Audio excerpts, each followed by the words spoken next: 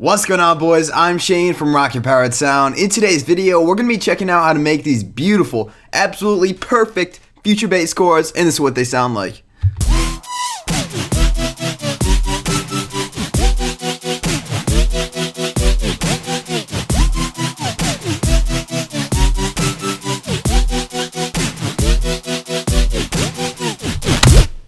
Yeah, pretty nice sound here. They are very rich and harmonics sound beautiful. So what do you guys say we jump right into the sound?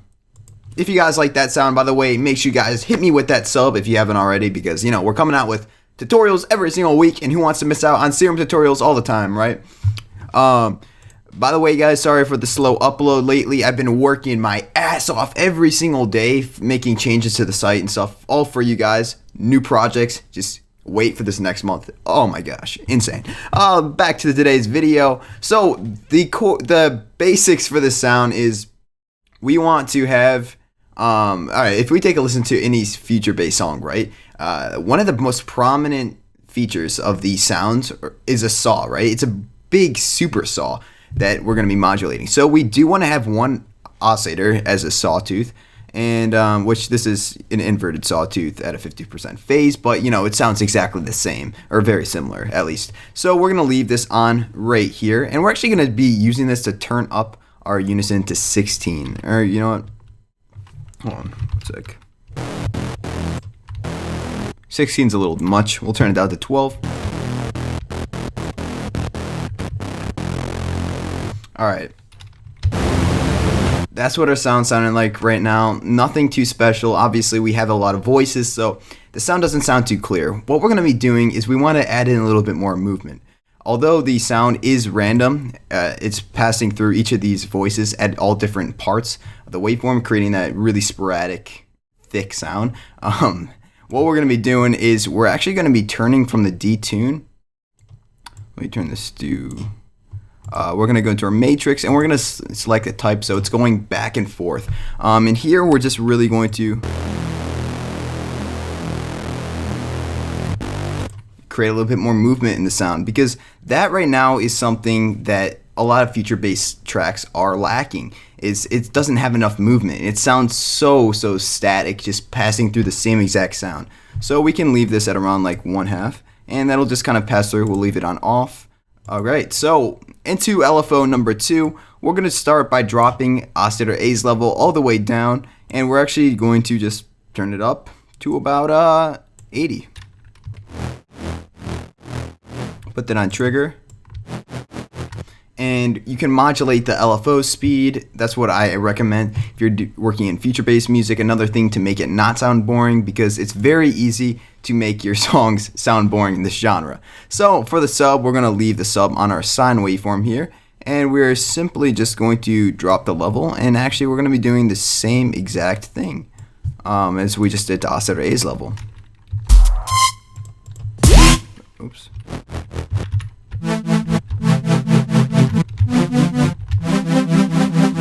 So you guys can hear the direction we're going in right now. Still nothing special, but you know, we are getting somewhere. Now this is where things start to get a little crazy. We're going to go into our analog selection, and we're going to go to our BSOD square, which is a square wave hybrid. I'm going to turn off the sub and Oscillator A so you guys can get a grasp of what this sounds like.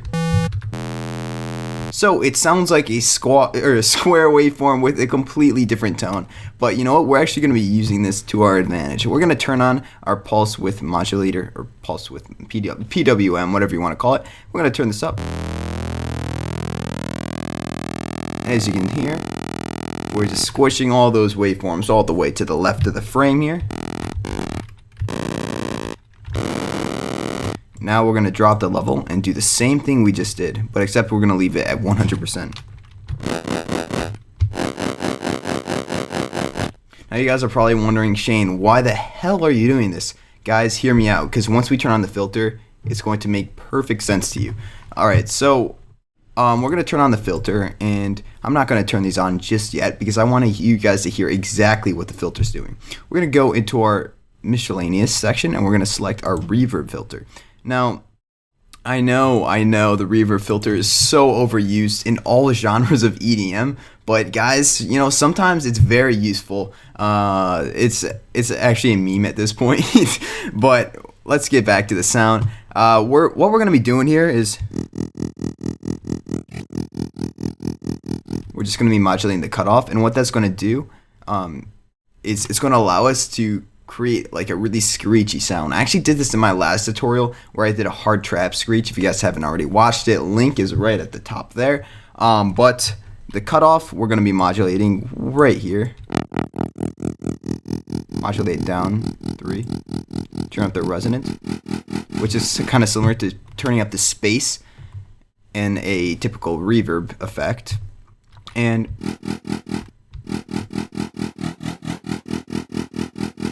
that sounds pretty good.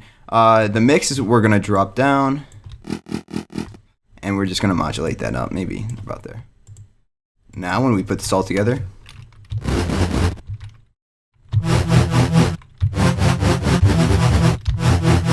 nice little trick. We're only putting on the filter onto Oscillator B, and that does create a nice sound. Turn that off. See how much it sounds, how much better it sounds. It sounds a lot better in my opinion, so that's why we're gonna leave it around there. All right, straight into the effects section. Here we go. First things first, you already know we're rocking that hyper dimension. Turn on that hyper to about 11%. Dimension to about 2%. Mix, we'll jump that all the way up to like 37%. That way we don't get the extra. Oh my gosh, we do not want that feedback. So we turn that down to about 2%. Let's turn on our chorus. I know, choruses are actually very, very useful, very underestimated too, underused. So we're gonna turn up the mix, but we're also going to turn up our low pass filter mix, or we could turn it to a high pass and turn the mix. I mean, not the mix. I mean the cutoff. I'm so silly, right? The cutoff, not the mix. We could turn it to high pass, but you know that's no fun. We'll leave it at the low pass. Okie dokie, we can play around with the settings and figure out what works. Leave the delay.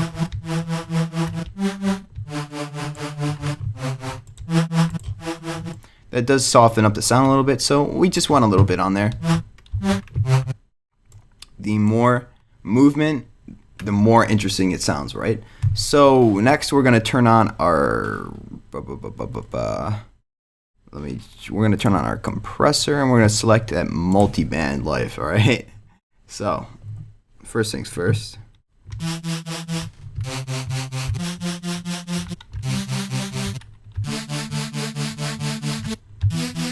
Sorry, I'm just messing around. So one thing that you guys can mess around with in the multi-band compressor are the individual bands.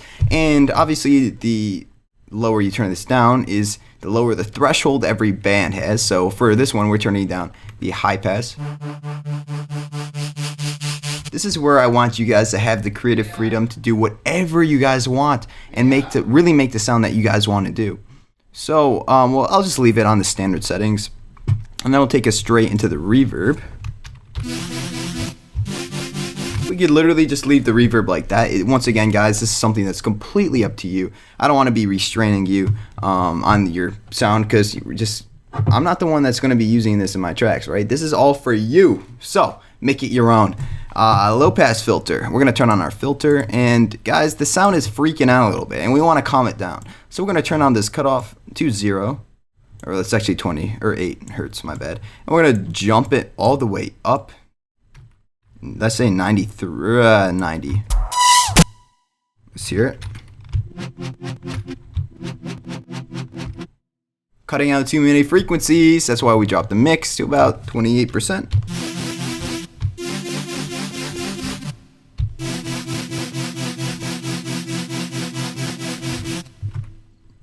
Not too shabby, eh? Let's just take a listen to this sound.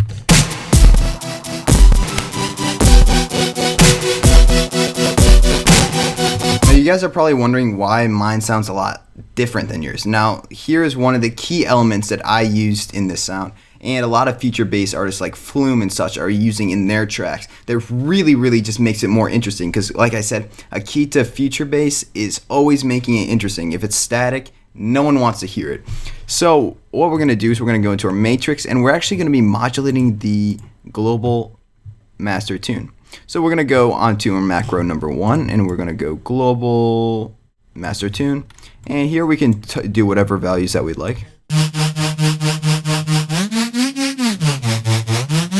And as we turn the macro number 1, it changes the tune, obviously. So we can global double click for typable values, and if we go in here, we could do 12 ST, which stands for 12 semitones, and then it will automatically convert it into the proportional unit that's using here. So let's take a listen. Oh, that's it. See, we have the type on here, so the pitch isn't fixed yet. Let's take a listen now.